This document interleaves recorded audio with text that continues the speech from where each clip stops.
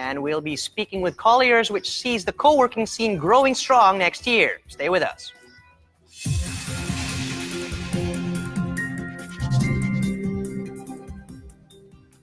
And in a land of rising costs, property has become a safe haven.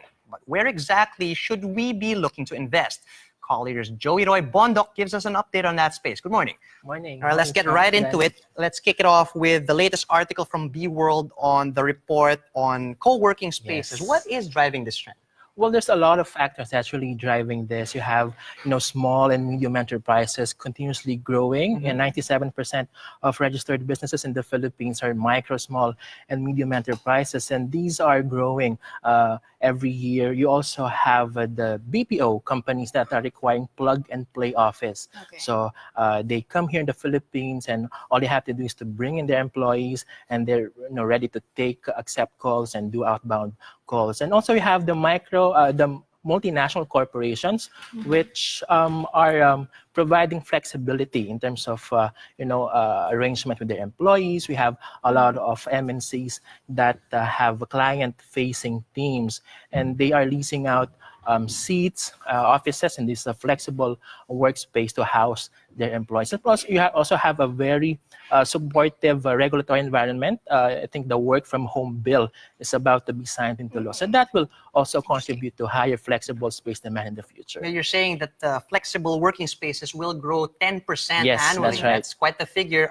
Is this focused mainly in NCR, or are you looking at the provinces Well, as that well? is mainly focused on NCR. But if you look at the share of flexible workspace, the total leasable space in Metro Manila, it's only about 3.2%, and this will grow by about 3.5% by 2021. But what's interesting is that you have other urban cities, Cebu, Bacolod, Iloilo, and even Clark and Pampanga's smaller operators of flexible workspace are starting to operate and open spaces in malls and in other standalone flexible spaces. Can you be more specific on which players actually in the property space are the ones really focused on these flexible workspace, which are best positioned to Well, take you advantage? have Ayala, which recently established its clock-in unit that provides flexible workspace. Robinson's Land, you have Workable.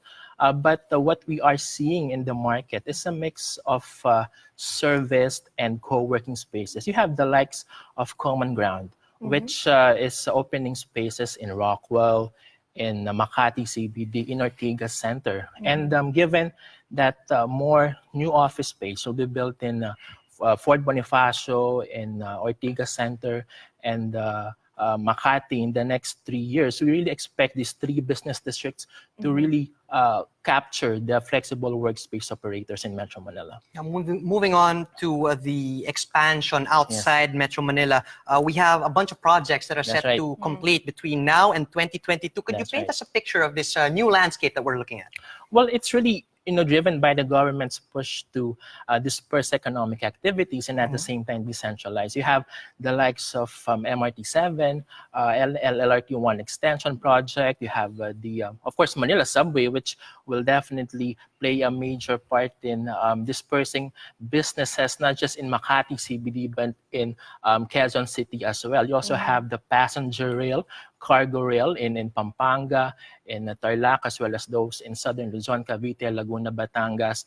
You mentioned the NLEX-SLEX connector road. So these are projects that we believe will really dictate the strategies of developers moving forward and really contribute to higher property prices, land prices over the next 2 to 3 years.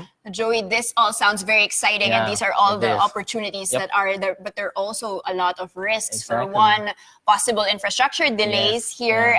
Which areas are of the highest risk, let's say, of these delays? And also another question in terms of risks, you did mention this BOGOs, BPOs already driving the office space. Why the sudden resurgence, especially since there was already softening in terms of demand from the BPOs that you had reported before? Well, let me start with the infrastructure push. I think it's not really a matter of where the bottlenecks are, but I think the major concern is the right-of-way issue, which has been delaying the implementation of infrastructure projects. The LRT1 extension, for instance, was delayed by a year due to right-of-way issues. Same with the MRT7. There's some areas that benefit from, for instance, the lack of right-of-way issues. For instance, the Clark Airport modernization, which I believe is being implemented as scheduled because there's really no right-of-way issue in Pampanga, in Clark specifically. Now, you mentioned that the POGOs and the BPOs.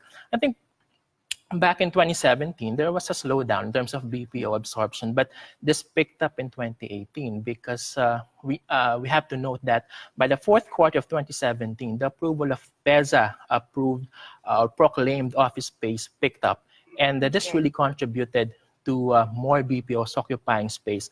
Plus, there are concerns about, Trump's anti-outsourcing stance, and some safety and security issues in the Philippines have been addressed. So they are expanding and are continuing with their occupying of a lot of office space in Metro Manila. But not just in Metro Manila. I mentioned POGO are continuously expanding, and our forecast that about 200,000 square meters of new office space will be occupied by POGOs for 2019. Right, let's talk a little about your report from BusinessWorld. You mentioned that mall operators are actually redefining the retail space. Yes, Can you tell us more about that? Well, if you saw 2 to 3 years ago, most mall operators are more welcoming to the footwear and clothing segment. But what we're seeing now is an emergence of a lot of foreign food and beverage companies entering the Philippines. In fact, we saw a number of F&B brands that recently walked out of the Philippines but are now re-entering the Philippine market, right? We have the likes of Popeyes and Little Caesars. And we believe that as mall operators become more responsive to the demand for a retail space of these foreign F&B companies, this will definitely redefine retail space, help evolve the retail landscape here in Metro Manila. You have to note that about 50% of leasable retail space is still occupied by your food and beverage players. So that will really command much of retail absorption over the next 12 months.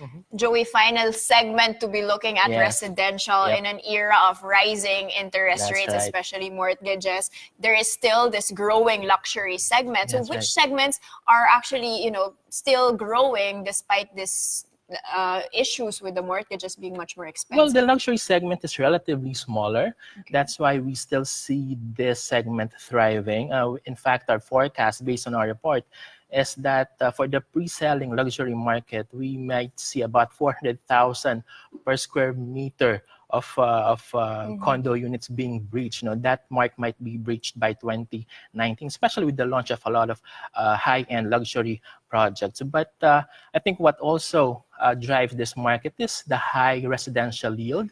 The Philippines still has one of the most attractive yields in the region. But in terms of the low to mid end, yes, that's true. There might be some impact given the rise in interest rates over the past few months. But it's good to note that somehow inflation is starting to dwindle, and then the central bank is forecasting a lower inflation over the next 12 months. So that is pretty good news for the residential sector in general. That is good news indeed. And thank you for these insights. And hopefully one day Danie and I can also be able to invest in a luxury residential space. 400,000 per square meter, Charles. Again, that was Joey Roy Bondoc from Colliers.